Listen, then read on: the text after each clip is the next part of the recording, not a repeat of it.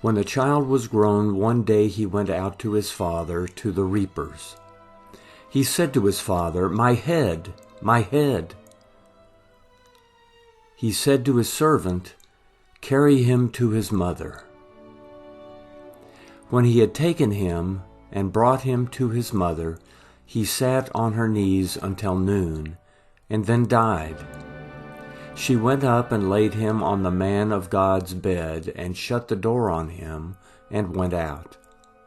She called to her husband and said, "Please send me one of the servants and one of the donkeys, that I may run to the man of God and come again."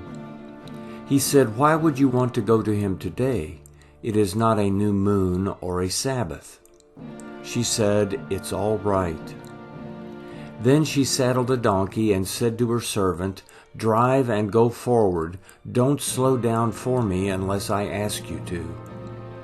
So she went and came to the man of God to Mount Carmel. When the man of God saw her afar off, he said to Gehazi his servant, "Behold, there is the Shunammite. Please run now to meet her and ask her, 'Is it well with you? Is it well with your husband? Is it well with your child?'" She answered, "It is well." When she came to the man of God to the hill, she caught hold of his feet. Gehazi came near to thrust her away, but the man of God said, "Leave her alone, for her soul is troubled within her, and Yahweh has hidden it from me, and has not told me." Then she said, "Did I ask you for a son, my lord? Didn't I say, 'Do not deceive me'?" Then he said to Gehazi, "Tuck your cloak into your belt, take my staff in your hand, and go your way. If you meet any man, don't greet him, and if anyone greets you, don't answer him again. Then lay my staff on the child's face."